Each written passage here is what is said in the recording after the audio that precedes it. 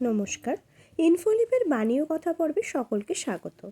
আজ দিনটি সমাপ্ত করব মায়ের একটি সুন্দর ঘটনার মাধ্যমে।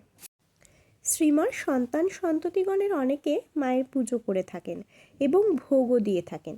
তাদের সুবিধার্থে শ্রীমা যে কয়েকটি জিনিস খেতে ভালোবাসতেন এবং যে উপাচারে পুজো নিতে ভালোবাসতেন না, সেগুলি মায়ের সেবকদের কিছুটা জানার মধ্যেই ছিল। যেমন মা সব রকমের আম খেতে, বিশেষ করে পেয়ারা পুলি আম মায়ের অত্যন্ত পছন্দের ছিল। এছাড়া কাঁঠাল, লিচু, জামরুল, জাম মায়ের প্রিয় ফল ছিল।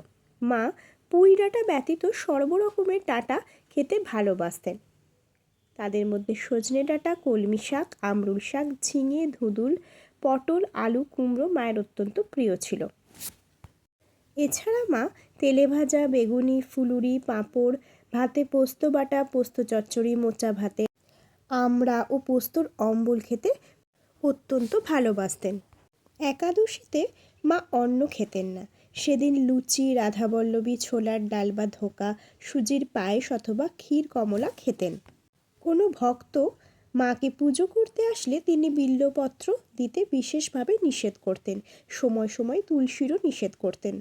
এমন দেখা গেছে তিনি চাদর মুড়ি দিয়ে দাঁড়িয়ে আছেন, ভক্ত নিষেধ সত্ত্বেও অলক্ষ্যে বিল্বপত্র বা তুলসী দিয়ে পুজো করে গেছেন।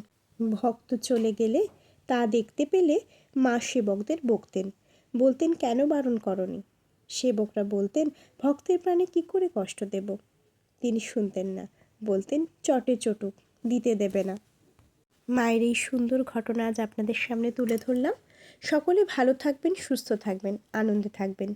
মা, ঠাকুর, স্বামীজি, গুরুদেবের চরণে প্রণাম জানাই। আগামী দিন আপনাদের মঙ্গলময় হোক এই কামনা করি। সকলকে শুভরাত্রি। ধন্যবাদ।